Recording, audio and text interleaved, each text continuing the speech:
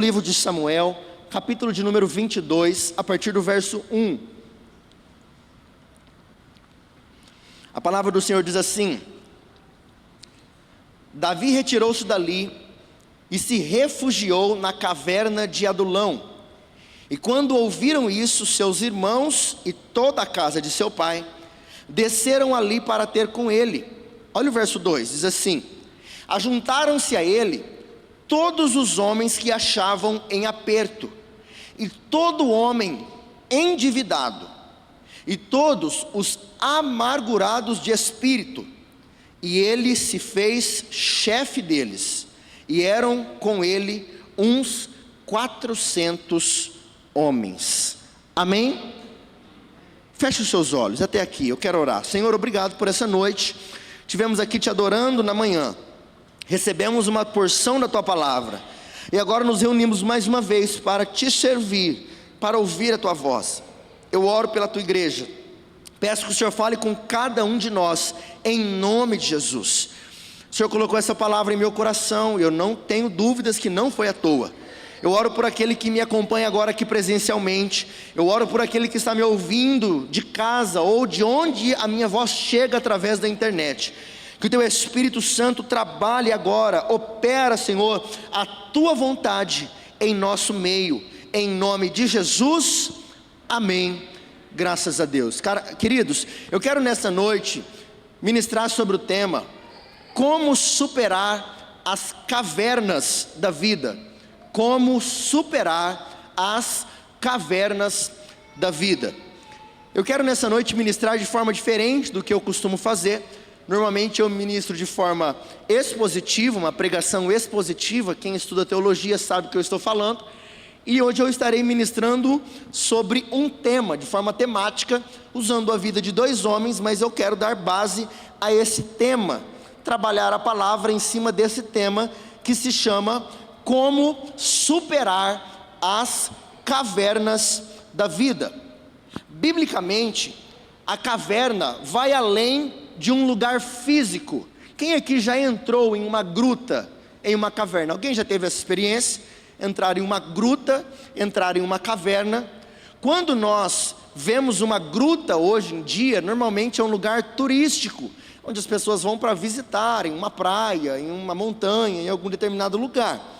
Mas uma caverna aqui neste sentido, quando nós pensamos ou falamos em caverna, normalmente nos referimos a um lugar aonde a pessoa se esconde, a um lugar onde a pessoa está normalmente fugindo de algo. A caverna carrega um significado espiritual, e ela também simboliza processos internos. A caverna, quando nós falamos de caverna, a Bianca está em uma caverna, a Luana está em uma caverna, a Raabe está entrando numa caverna. Normalmente nós queremos dizer que essa pessoa está fugindo de algo, essa pessoa está se escondendo de uma determinada realidade, essa pessoa está enfrentando algo espiritual, algo interno, alguma crise, ou quem sabe passando por um processo onde talvez ela terá um encontro com o Senhor. Nós vamos ver biblicamente a história de dois homens. Um homem chamado Davi. Quem conhece o rei Davi? Todos conhecem o rei Davi, amém? E outro profeta chamado Elias. Quem conhece a vida de Elias? Todos conhecem? Amém. Então eu quero dizer a você, a caverna pode ser um processo de Deus. A caverna pode ser um processo de Deus, para te livrar de algo, para te abençoar, mas também pode ser um lugar de estagnação e destruição para a sua vida. A caverna pode ser um lugar de livramento, um lugar de bênção para a sua vida, mas também pode ser um lugar de destruição e estagnação. Então vamos à palavra do Senhor. Quando nós então estamos falando de caverna, a primeira coisa que nós precisamos identificar, principalmente você que se encontra em uma caverna, ou se encontra desejando entrar numa caverna, Você que se encontra desejando fugir de coisas, fugir de pessoas, fugir de relacionamentos. Talvez você que está desgostoso com a vida, você que está passando por situações, está querendo viver, você que não gosta de sair de casa, não quer sair de casa, não quer se relacionar. Há uma grande diferença entre solidão e solitude. O que é solidão? E o que é solitude? Solitude é querer ficar sozinho. Quem gosta de ficar sozinho de vez em quando? Não é bom? De vez em quando ficar sozinho é uma benção. Não quer ninguém, nem o marido, não quer esposa, não quer filho. Filho foi para a escola, glória a Deus. Marido saiu para jogar bola. A esposa foi dar uma volta na pracinha, no shopping, foi fazer alguma coisa, foi para a igreja. É um tempo seu e Deus. Solitude é necessário. Mas existe também a solidão. É quando a pessoa quer somente ficar sozinha, não quer se relacionar, não quer ter relacionamento com outras pessoas. Então nós precisamos, primeiro ponto é, identifique o motivo da sua caverna. Identifique o porquê você quer entrar em uma caverna. Porque a caverna, na maioria das vezes, é um lugar de fuga. A caverna, na maioria das vezes, é quando a pessoa está fugindo das realidades, das dificuldades da vida. Eu vou citar 2 exemplos. Vamos falar de Davi, vamos falar de Elias. Para começar com Elias, a palavra diz que Elias havia acabado de vencer, acabado de matar 450 profetas de Baal. Quem se lembra dessa história? 2 Reis, capítulo de número 18. Elias acabara de vencer 450 homens que o desafiaram. Ele vai, peleja, desafia os homens e mata os homens. Ele clama a Deus, Deus derrama fogo, todos conhecem a história. Deus envia fogo do céu. E ele dizia: aquele a qual Deus responder será o verdadeiro Deus de Israel. Mas se o meu Deus responder, então eu vou matar vocês. Mas se o Deus de vocês, os deuses de vocês responder, eles serão os deuses de Israel. E aí então vocês vão me matar. Elias, então, Deus responde e Elias mata os 450 profetas. Só que o que aconteceu depois disso? Havia um homem chamado Acabe, que era o rei de Israel. Ele chega na sua mulher e, desgostoso da vida, reclama para a mulher que Elias tinha matado os 450 profetas. Então essa mulher incircuncisa, essa mulher enviada do inferno, se levanta e jura este homem de Deus de morte. Ela faz uma ameaça de morte a Elias, dizendo assim: olha, eu vou te matar, se até amanhã, nesse mesmo horário, eu não tiver te matado, eu mudo. Se eu não fizer com você o que você fez com os 450 profetas meus, ela diz assim: ó, eu mudo de nome. A bichinha tinha culhão, a bichinha era terrível. Ela diz: eu vou te matar. Mas Elias precisava ter medo? Não precisava. Elias não acabou de matar 450 homens? Acabou. Só que quando essa mulher, e por favor, aqui eu não estou entrando na questão do sexo da mulher ou do homem, mas quando essa mulher faz uma afronta, o que Elias faz? Elias foge. E a palavra diz lá no 2º livro de Reis, capítulo número 18, daqui a pouco eu vou usar o texto. O texto diz então que Elias foge da presença dessa mulher. Elias encontra uma árvore, deita na árvore e Elias pede a sua morte. Elias pediu para morrer. Olha aqui para mim, por favor, eu quero falar com você. Com você que muitas vezes tem pensamentos de morte. Com você que muitas vezes tem pensamentos de ponto final. Com você que muitas vezes acontece alguma coisa na sua vida e você tem um pensamento: olha só que coisa louca, por favor, olha para mim. Você pensa assim: ah, se Deus quiser me levar, tá bom. Ah, se eu morrer agora por mim, tá bom, tanto faz. Ah, quem sabe chegou o tempo da minha vida, eu já estou muito velho, eu já conquistei algumas coisas, não, nada mais vai dar certo na minha vida. Se Deus quiser me levar agora por mim, tanto faz. O texto diz que esse homem de Deus, após matar 450 homens, num ápice da sua vida, num momento crescente da sua vida, um momento de vitória, mas uma mulher se levanta contra ele, ele foge, e ele está fraco, está cansado, está com alguns problemas, quem sabe um esgotamento emocional, espiritual, quem sabe uma crise emocional. Ele se encosta em uma árvore e ele pede a morte. Ele clama a Deus dizendo: Senhor, se o Senhor quiser me levar, pode me levar, para mim tanto faz. Por favor, liga um alerta nessa noite. Você precisa ter consciência que isso não é normal. Você precisa ter consciência que isso não vem de Deus para a tua vida. Você precisa ter consciência que isso também não significa, por favor, olha aqui, isso não significa que é pecado. Não é pecado, mas não é o que Deus tem para a sua vida. Antigamente havia um tabu contra questões emocionais. Tudo é demônio. Tem igreja, tem gente que tudo é demônio. A pessoa está com depressão. Ah não, não acredito nessas coisas. Depressão precisa de café. Vai carpir um lote, vai carpir um alqueire de café que cura. Não, não é. A palavra diz que Elias acabou de matar 450 homens. Uma mulher se levanta. Ele foge. E ele ora a Deus dizendo: Senhor, me leva embora, pode me matar, pode me recolher, acabou para mim.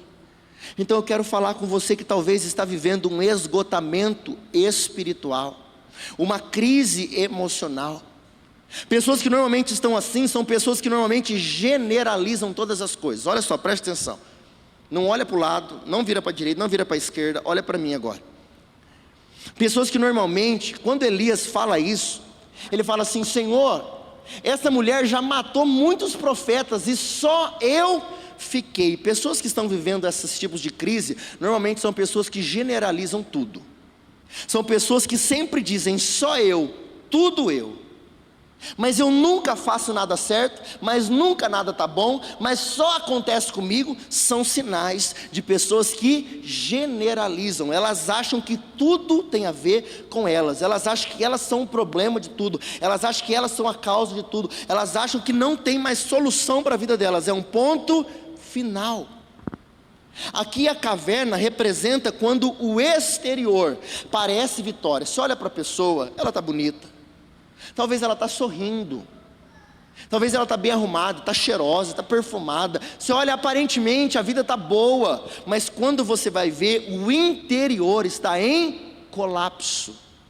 O interior está pedindo socorro. Quem ouviu a história, quem soube que Elias matou 450 profetas, diz: eis um grande homem de Deus. Mas ninguém sabia que dentro dele, ele estava pedindo a morte. E eu quero dizer a você, eu não tenho dúvida, Deus não trouxe essa palavra à toa. Tem gente aqui que aparentemente está tudo bem, está com um sorriso no rosto, está bem arrumado. Quem sabe no seu trabalho está bem, quem sabe se recebeu uma proposta de emprego, quem sabe se acabou de receber uma notícia boa, quem sabe coisas boas acontecendo, mas dentro de você há um colapso. Você está gritando socorro, você está infeliz com algumas coisas, ninguém sabe. Você deita para dormir e fala umas besteiras para Deus. Quando você está sozinho, você pensa algumas coisas que não devia estar dentro da sua mente. É uma caverna. Davi também entrou em uma caverna, porém Davi vivia uma realidade diferente. Davi também estava vivendo um momento de vitórias. Davi também estava vivendo um momento de conquistas. Pega a sua Bíblia comigo, por favor, e vai no primeiro livro de Samuel, capítulo 19. Volta um pouquinho, capítulo de número 19, verso de número 8. 1 Samuel 19, 8. Olha o que a palavra diz: tornou a haver guerra, e quando Davi pelejou contra os filisteus e os feriu com grande derrota, e fugiram diante dele, olha isso, preste atenção, o espírito maligno da parte do Senhor tornou sobre Saul. Estava este assentado em sua casa, e tinha na mão a sua lança. Enquanto Davi dedilhava o seu instrumento músico, procurou Saul encravar a Davi na parede. Porém ele se desviou do seu golpe, indo a lança ferir a parede. Então fugiu Davi e escapou. O que aconteceu aqui? O texto diz, todos conhecem, que Davi foi ungido rei por Samuel. Mesmo ele sendo ungido rei, e ele só deveria esperar o tempo de ser empossado rei, ele chega numa batalha para levar comida para os seus irmãos, e os filisteus estavam lá pelejando contra o povo de Deus, e havia um homem chamado Golias, que afrontava o povo de Deus. Então Davi vai e se coloca à disposição para matar Golias. Todos conhecem a história. O jovenzinho Davi vai e mata Golias. Isso trouxe vitória e paz sobre Israel, mas isso trouxe um problema para o rei. Por quê? Porque o rei, um homem forte, guerreiro, poderoso, não teve coragem de enfrentar o gigante. Agora aqui o texto diz, no verso de número 8, tornou a haver guerra. E quando Davi pelejou contra os filisteus e feriu grande derrota, fugiram eles. Olha isso agora. Nasceu, cresceu um sentimento maligno no coração de Saul. O texto diz que quando Davi venceu os filisteus, o rei teve ciúmes, o rei teve inveja, e o espírito maligno se apossou dele. Irmãos, você precisa ter consciência disso.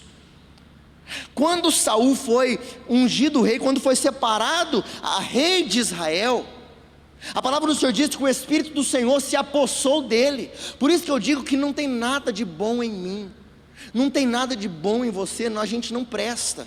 A única coisa que tem de bom em mim e em você é o Espírito Santo de Deus. Tira o Espírito Santo de Deus da minha vida, que você vai ver quão miserável eu sou. A palavra do Senhor diz que o Espírito Santo já não habitava mais em Saul, e agora ele foi dando brecha, foi dando liberdade, e agora um espírito maligno se apossou dele. Por quê? Por causa da inveja, por causa dos ciúmes. E aí então ele tenta matar aquele que haveria de roubar o seu trono. A inveja tomou conta, um espírito maligno tomou conta. Eu quero dizer a você, por favor, tome cuidado. Tome cuidado com este sentimento, inveja, ciúmes. Isso é frequente, todos nós temos ciúmes. Alguns ciúmes é aceitável, alguns ciúmes é natural, mas ciúmes não vem da parte de Deus, ciúmes não é saudável. Se você pega duas crianças, eu tenho duas sobrinhas pequenas, a Helena e a Olivia. A Helena está com 2 aninhos, né, Bianca? A Olivia está com 1 aninho, dois e pouquinho. A Olivia está com 1. A Olivia pequenininha, bebezinho, você pega, você beija, você quer morder, aquele negócio diferente, bebezinho de 1 ano. Ah, de 2 já tem consciência. Só estou explicando aqui o sentimento desde quando a gente é pequeno. Eu pego a Olivia, bebezinho de 1 ano, e abraço e beijo. A outra mais velha já se joga no chão e diz, Dindo, ó, tipo assim, e aí? E eu? Como que você só dá atenção para essa aí? Porque até pouco tempo atrás não tinha ela. Até pouco tempo atrás você só beijava eu, você só abraçava eu, a atenção era só para mim. Agora teu olhar está em outra. É 50%, 50%. E talvez na cabeça dela está sendo 70-30. Então cresce um sentimento, que é um ciúmes. Até aqui está natural, até aqui faz parte. Mas devemos tomar cuidado quando esses ciúmes começam a tomar conta do nosso coração. Eu quero dizer a você, quando você perceber que você já não se alegra mais com a vitória dos outros, tome cuidado. Quando você perceber que nem sempre você será o centro das atenções, que nem sempre o seu nome será o assunto, que nem sempre vai ser você. O texto diz que Saul acabou pecando e ele acabou sendo destronado. O Senhor diz, chega. Nós falamos sobre isso no grupo de relacionamento terça-feira. Deus diz assim para Samuel: até quando você vai ter pena de Saul? Deus diz para Samuel: até quando você vai ter pena de Saul? Deus diz assim, acabou, eu não quero mais ele, chegou o tempo dele. Eu cansei dos seus pecados, eu cansei das suas desobediências, tira ele fora ou eu tiro. Nós falamos sobre procrastinação na terça-feira. Então nós vamos tomar cuidado com este sentimento que pode nos consumir, e entendemos que este sentimento vem do maligno. Então o que acontece? Saul deseja matar Davi por causa da inveja, por causa dos ciúmes. Eu quero dizer a você agora, cuidado com pessoas que não se alegram com as suas realizações. O que aconteceu? O texto diz que Davi volta da batalha vitorioso, vencedor. E quando ele passa nas ruas, o povo então fica alegre, e o povo lança uma música. Olha só, tome cuidado com comparação. O povo cria uma música dizendo assim: olha, Saul matou milhares e Davi matou 10 milhares. O povo começou a comparar: Davi é melhor do que Saul. Eu quero dizer a você que é pai, você que é marido, você que é esposa, você que é líder, você que é um homem ou mulher de Deus, tome cuidado com comparação. A comparação coloca alguém sempre para baixo, ela traz um sentimento que não vem do Senhor. Eu quero dizer a você: cuidado com pessoas que não se alegram com as suas conquistas. Deus fez algo na sua vida, tome cuidado, tem coisa que é melhor não compartilhar. Isso é experiência.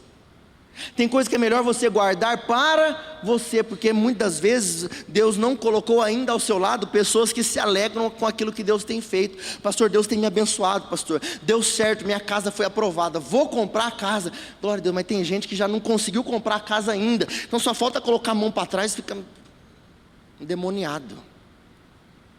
Pastor, comprei o carro. Meu Deus, eu estou aqui trabalhando, não consigo comprar o carro.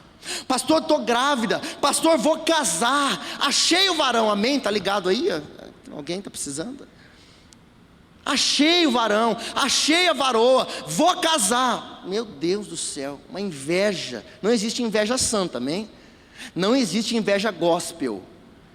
Isso não vem do Senhor, isso é coisa nossa. Se afasta desse tipo de pessoa. Pessoas que tramam contra a sua vida, pessoas que tentam puxar o teu tapete. Já tentaram puxar o teu tapete? Já tentaram puxar o meu. Pessoas que tentam puxar o teu tapete. Eu não sou eu não quero trazer aqui aquele tipo de pregação da sua vitória terá sabor de mel, que você vai esfregar na cara dessa pessoa a tua vitória. Não é este evangelho que eu estou pregando. Eu só estou alertando a você biblicamente. Não seja a pessoa que tem esse coração, e se afaste das pessoas que tramam contra a sua vida. Davi aqui vivia algo, ele não estava com problema nenhum, mas ele tinha um homem com problema que o perseguia. Então ele precisou entrar em uma caverna para fugir desse tipo de pessoa. Eu quero dizer a você, talvez você sofre de problemas emocionais, físicos, financeiro, espiritual, e aí então você deseja fugir. Olha o segundo ponto, por favor. Eu quero dizer a você: a caverna deve ser um lugar de passagem. Repita assim comigo, por favor: a caverna deve ser um lugar de passagem. Acompanhe comigo, por favor. Vai lá deixa a sua Bíblia aberta aí, vai lá no primeiro livro de Reis, capítulo 19. Tem primeiro e segundo Reis. Você vai lá no capítulo 19, verso 9, por favor.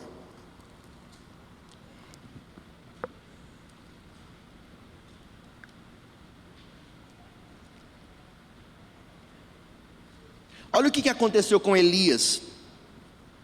O verso 9 diz assim: ali entrou numa caverna, onde passou a noite, e eis que lhe veio a palavra do Senhor e lhe disse: o que fazes aqui, Elias? E ele respondeu: eu tenho sido zeloso pelo Senhor, Deus dos exércitos, porque os filhos de Israel deixaram a tua aliança, derribaram os teus altares e mataram os teus profetas à espada, e eu fiquei só. Olha lá de novo: e eu fiquei só. Coitadinho de mim, estou só, e procuram tirar-me a vida.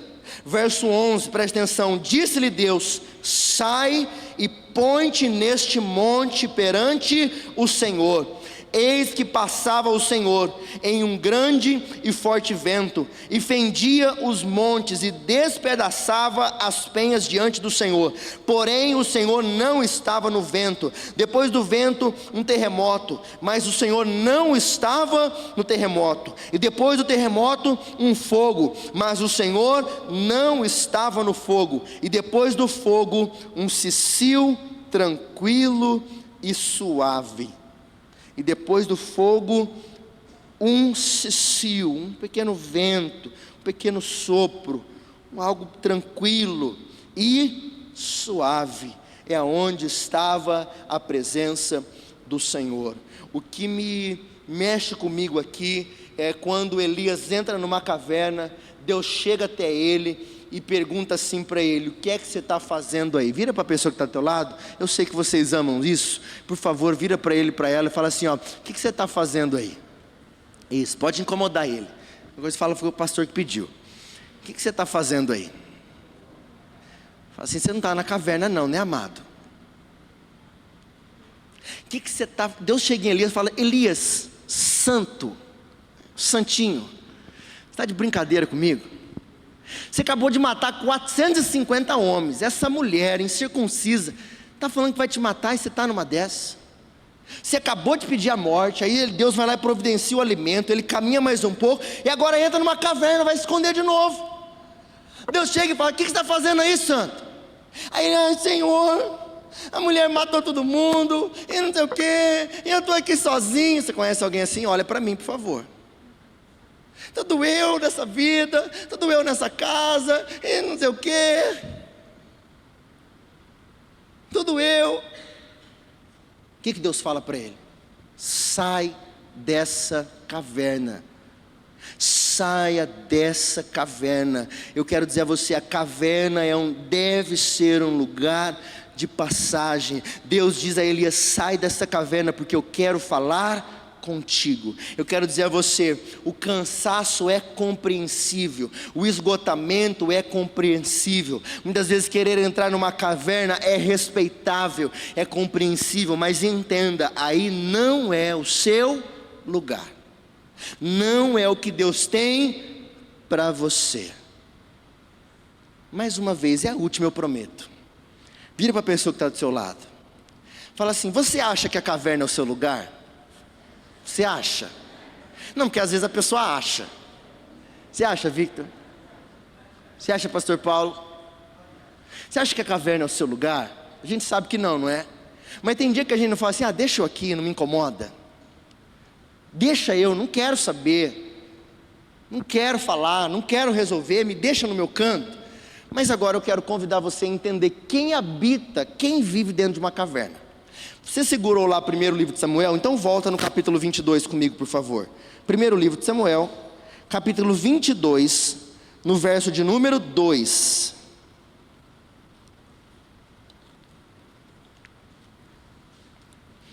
Primeiro Samuel 22, 2, diz assim: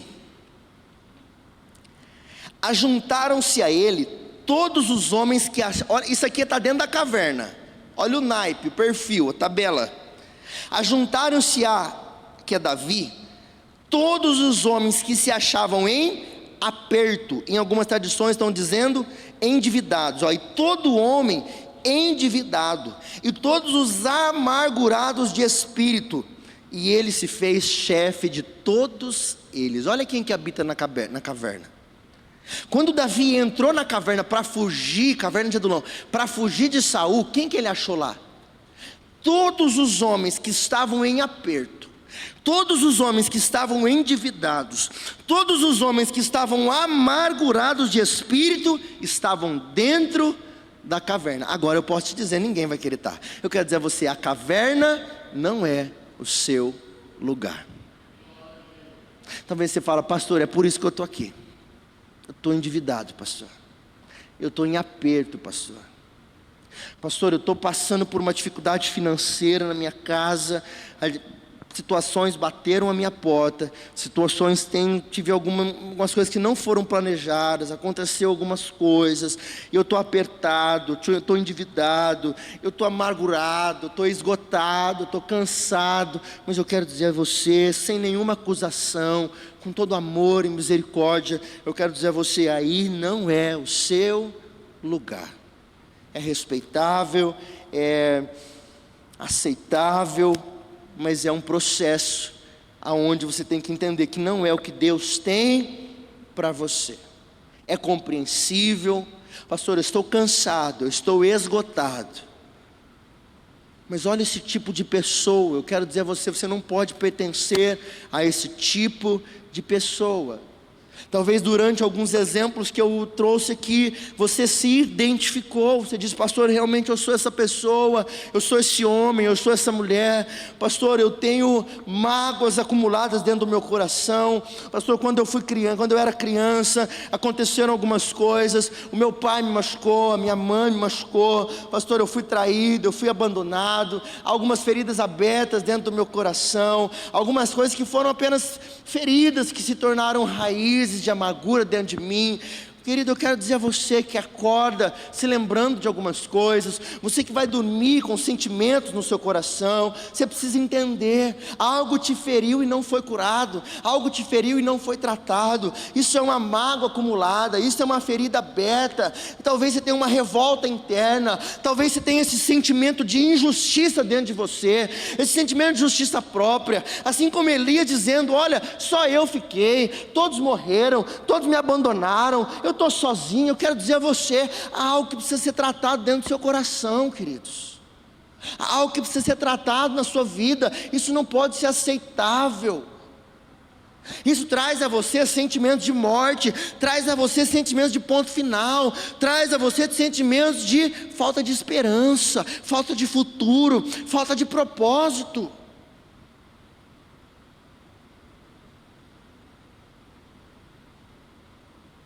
Davi foge de Saul, e quando ele olha para o lado, tem 400 homens, apertados, endividados e amargurados de espírito. Mas preste atenção, havia uma realidade diferente entre Davi e Elias. Elias entrou na caverna por quê? Porque ele estava fugindo de si mesmo, porque ele estava com feridas abertas, ele estava com esgotamento espiritual, emocional, ele estava com problema. Então ele quis entrar, por favor, olha agora e preste atenção nisso. Ele quis entrar na caverna, ele quis permanecer na caverna. Quando ele encostou na árvore e pediu para morrer, um anjo trouxe alimento para ele, falou assim: coma e vá para o lugar que eu tenho para você. A palavra diz que ele comeu, se restaurou, se fortaleceu e caminhou mais um tempo. Chegou um tempo que aí ele encontra uma caverna, ele entra na caverna de novo. Eu quero dizer, ele quis entrar na caverna, porque ele quis. Mas Davi não pediu, Davi não escolheu. Davi estava fugindo da morte, Davi estava fugindo de Saul. Era questão de sobrevivência. Deus o levou até lá por causa de um propósito. Então preste atenção. Eu quero falar com você que está em uma caverna, está vivendo um tempo de perseguição, está vivendo um tempo de sofrimento, está vivendo um tempo de pressão. Mas eu quero dizer, você que entende que isso é um processo, você que está entendendo que essa caverna é um tempo de passagem. O texto diz que quando Davi percebe 400 homens nesse estado do lado dele, o que ele faz? Ele vira chefe de todos. Ele não virou escravo, ele não virou mais um, ele não virou um amargurado junto, não, ele virou chefe dos 400. Quando os irmãos de José jogaram José numa cisterna, ele não mudou quem ele era. Quando ele foi para a casa de Faraó, e a mulher de Faraó tenta agarrá-lo, ele foge, ela rasga a roupa dele, deixa ele nu, e ele é jogado na prisão, e esquecido lá por Deus, por 2 anos, ele não mudou quem ele era. Ele virou chefe na prisão, ele virou chefe no palácio, ele virou chefe na casa de Faraó. Aonde ele estava, não mudava quem ele era. Eu quero dizer a você, o lugar aonde você está, mesmo que nesse momento: pastor, eu estou passando por dificuldades, pastor, eu estou vivendo em uma caverna, eu estou vivendo em tempos difíceis, não pode determinar quem você é, ou o que Deus tem a fazer através da sua vida, em nome de Jesus. Você crê nisso? Eu creio que a maioria aqui está em uma caverna. Daqueles que estão, não que a maioria está, daqueles que estão em uma caverna, você não está com uma arma apontada na sua cabeça. Eu creio que daqueles que estão vivendo em uma caverna, não vivem a realidade de Davi, vivem a realidade de Elias. Não há alguém querendo te matar, não há uma arma apontada na sua cabeça, há uma ferida aberta dentro de você. Há algo que você passou na sua vida, algo que talvez te machucou, e isso criou raízes. E é isso que hoje faz você ter determinados pensamentos. E é isso que hoje faz você ter determinados desejos. É isso que hoje faz você ter essa tristeza, essa solidão. Mas eu quero dizer a você, em nome de Jesus, Jesus é poderoso para transformar a tua vida nessa noite. Você crê? Eu quero chamar o louvor, por favor.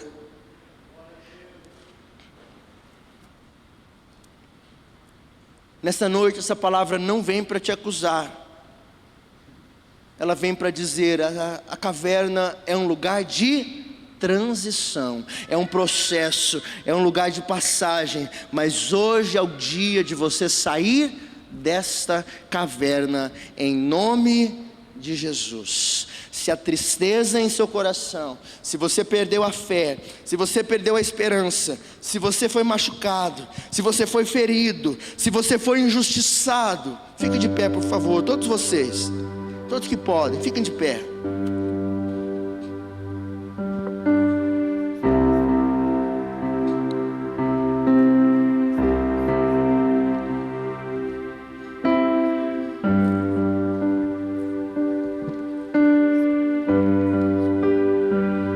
Nós vamos adorar o Senhor.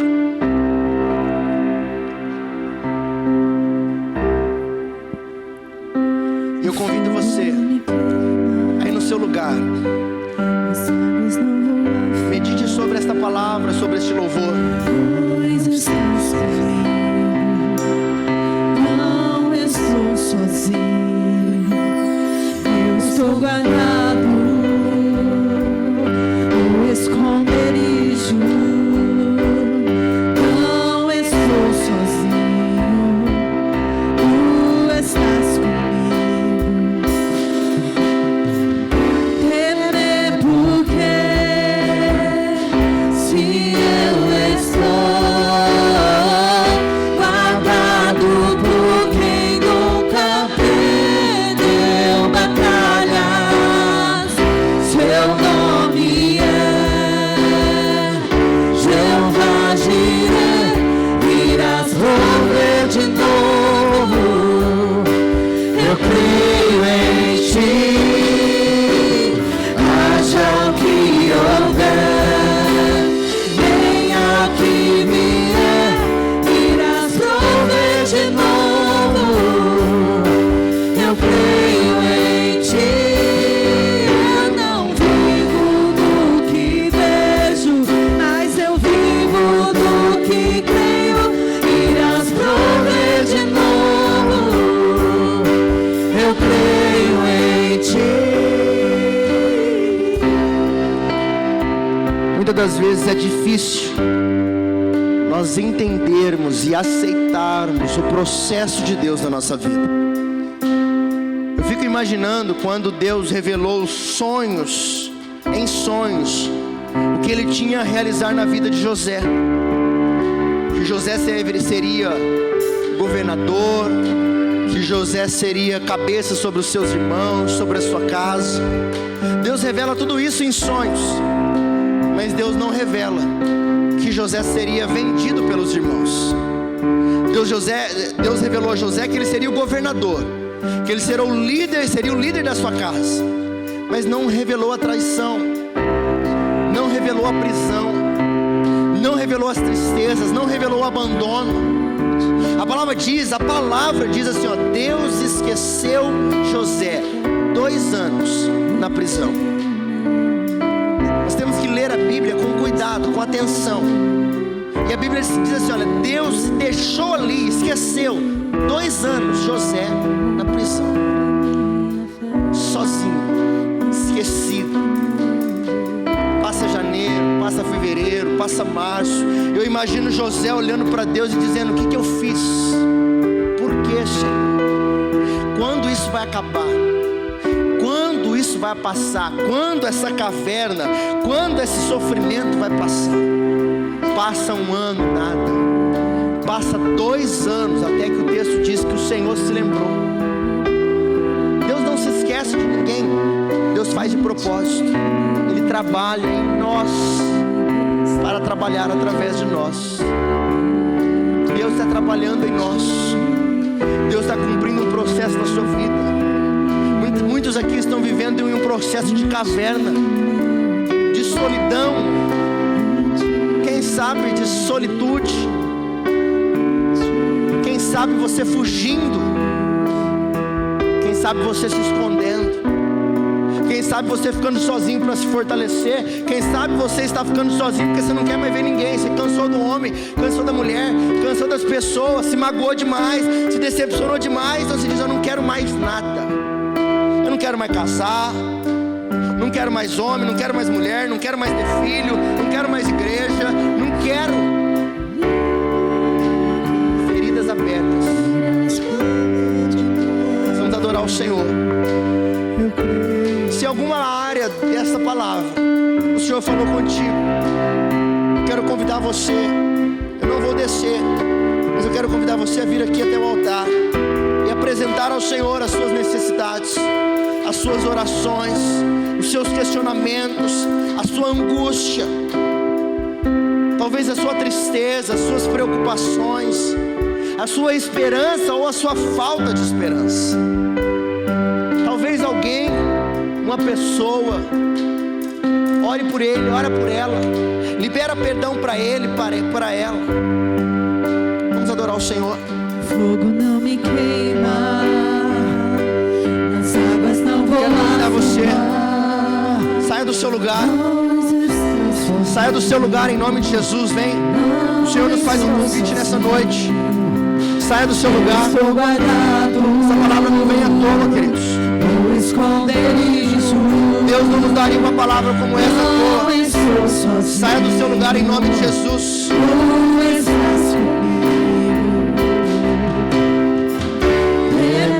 Porque se eu estou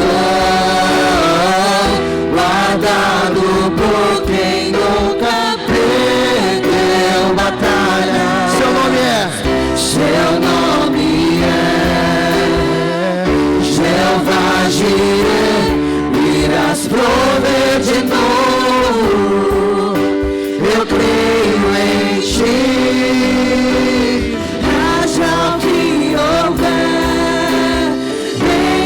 Que vier, irás prover de novo. Eu creio em ti. Eu não vivo do que vejo, mas eu vivo do que creio. Irás prover de novo. Eu creio em ti. Feche os seus olhos aí no seu lugar. Senhor, em nome de Jesus, eu entrego em Tuas mãos a vida de cada um de nós, Pai. Entrego em Tuas mãos a vida destes irmãos que deram um passo na frente, um passo de fé. Eu não sei o que passaram na sua vida, Senhor. Eu não sei a caverna que estão enfrentando, mas eu peço agora o Teu Espírito Santo sobre cada um dos Teus filhos. Vem, Senhor, com um bálsamo da Tua presença agora. Restaura, fortalece, cura. Eu oro, Senhor, por homens e mulheres que estão aqui. Eu oro, Senhor, por homens e mulheres que estão aqui. Visita, Senhor, agora em nome de Jesus. Segundo a Tua palavra, segundo o Teu poder, Senhor. Visita esse coração em nome de Jesus. Toda ferida, toda raiz de amargura, Senhor. Toda falta de perdão, Senhor, toda tristeza, Senhor, em nome de Jesus, te chama para fora nessa noite. Senhor, nessa noite diz a você o que é que você está fazendo aí. Saia deste lugar em nome de Jesus. Saia deste lugar em nome de Jesus. Senhor, eu oro por cura nessa noite em nome de Jesus. A Tua palavra diz que os sinais acompanham aos que creem, Senhor. Vem Espírito Santo de Deus agora sobre a vida desse homem. Vem Espírito Santo de Deus agora sobre a vida dessa mulher. Com cura, com poder, com libertação. Muda cenários, Pai. Muda a história. Começa um novo tempo, Pai. Tira, Pai, leva a depressão embora. A síndrome do pânico embora em nome de Jesus. A Tua palavra diz: os sinais acompanham aos que crerem. Eu digo a você, não é um ponto final, não é o fim. Eu repreendo agora todo pensamento contrário, toda seta enviada do maligno, em nome de Jesus. Nenhuma arma forjada prevalecerá contra a tua casa, contra a tua vida, em nome de Jesus. Em nome de Jesus. Espírito Santo de Deus, a tua palavra diz: em paz eu me deito e logo eu pego no sono.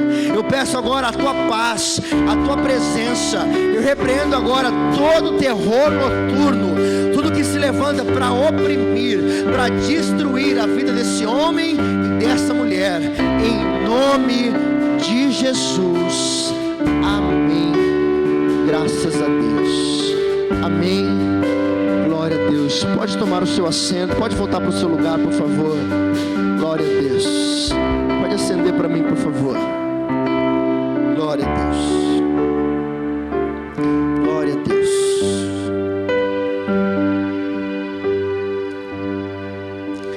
Amados, hoje eu ministrei de forma diferente que eu costumo, de forma temática. Eu creio que essa palavra não é para poucos.